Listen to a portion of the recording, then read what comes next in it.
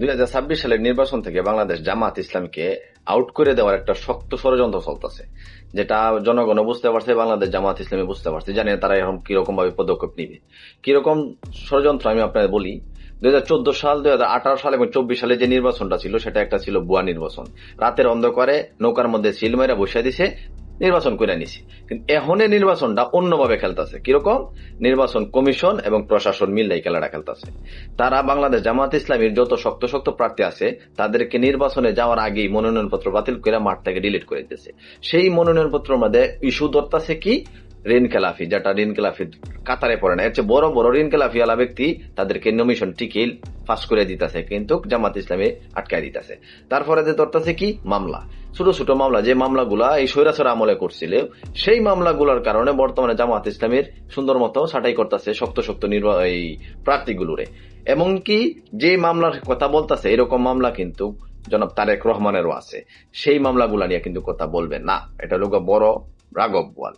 তারপরে মনোনয়নপত্র মধ্যে কোন লাইনের মধ্যে একটা লাইন 19-20 করে লেখা হয়েছে, ওইটার জন্য দাড়ি কমা দেওয়া হয়েছে, ওইটার জন্য কিন্তু মনোনয়নপত্র বাতিল করতেছে।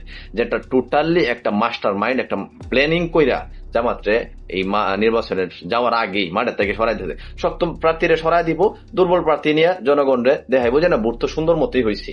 যেহেতু প্রার্থী নাই যে জায়গার মধ্যে যারা নির্বাচনের মূল ঘুরাই দেওয়ার মতো ক্ষমতা নাই, তাদেরকে নির্বাচনে যাওয়ার আগেই বাতিল করে দিতেছে।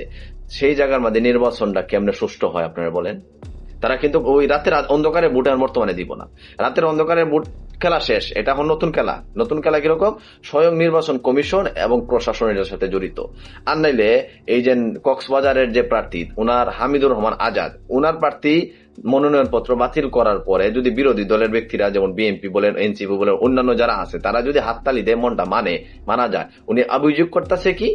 আমার প্রার্থীতা বাতিল করার পরে স্বয়ং কর্মকর্তা, সরকারি কর্মকর্তা হাতে তালি দিছে, খুশি হয়েছে। তো এই জায়গার মধ্যে কি বোঝা যায় না?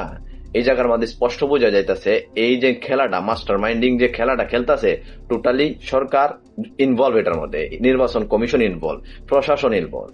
প্রশাসন একদিকে ঝুঁকে গেছে, ওই দিকে ঝুঁকে গিয়াই তারা বর্তমানে বাংলাদেশ জামাত ইসলামীকে মাঠ থেকে সরাই দিতেছে। নির্বাচন করব, হাতে গোনা কয়েকটা প্রার্থী রাখবো যেগুলো দুর্বল, যেগুলো কোনো ওই রকম ভাবে নির্বাচনের ইফেক্ট পড়বো না, নির্বাচনের ভোট লড়সড় করবো না, ওই প্রার্থীগুলারে নিয়ে তারা নির্বাচন করব, সুন্দর মতো দেখাইবো জনগণকে, সারা বিশ্বকে দেখাইবো বাংলাদেশে একটা সুষ্ঠু নির্বাচন হয়ে গেছে। কিন্তু এরকমটা যাওয়া যাবে না। আমাদেরকে ওইটা রুখে দাঁড়াইতে হবে, আমাদেরকে কথা বলতে হবে, সব বাংলাদেশ জামাত ইসলামীকে কথা বলতে হবে। যদি কথা না বলে কিন্তু এইরকম ভাবেই আস্তে আস্তে, ভাই নম্রতা আমি মানি, নম্রতা আমাদের রাসূল সাল্লাল্লাহু আলাইহি ওয়াসাল্লাম শিখাই গেছে, কিন্তু আমার উপরে যখন জুলুম করা হবে, আমার জুলুমের প্রতিবাদ করতে হবে। আমার জুলুমের প্রতিবাদ যেরকম নম্রভাবে বলতে হবে, যে জায়গার মধ্যে কঠোর হইতে হবে ওই জায়গার মধ্যে কঠোর ভাবে বলতে হবে। যদি না বলে তাহলে আপনারা দেখেন, লক্ষ্য করেন সোশ্যাল মিডিয়াতে কিন্তু বর্তমানে অনেক ভিডিও আছে অ্যাভেলেবেল, আমার কাছে অসংখ্য ভিডিও আছে। একটা দল যেটা বিএনপি বলে, প্রার্থীগুলা ডাইরেক্ট মাইক হাতে নিয়ে ডাইরেক্ট হুমকি দিতেছে।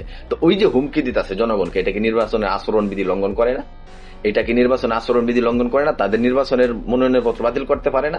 তাদেরকে সরকারিভাবে কোনো ব্যবস্থা নিতে পারে না? প্রশাসন নিবে না, কারণ আছে। প্রশাসন নিতে গেলে সামনে যেন পিঠের সামরা উঠতে যাইব গা, এই বয়ে প্রশাসন এখন একদিকে ঝুঁকা যাইতেছে, দ্বিমুখী আচরণ করতেছে। জামাত ইসলামী ধরতেছে না, জামাত ইসলামী স্বয়ং নম্রভাবে কথা কয়, জামাত ইসলামী শান্তির কথা কয়, জামাত ইসলামী সমৃদ্ধির কথা বলে। এই জন্যই জামাত ইসলামীর পক্ষে তারা যাবে না। তারা যাবে যে জায়গার মধ্যে ফিরের সামরা সইরে যাবো, ওই জায়গার পক্ষে যাইব।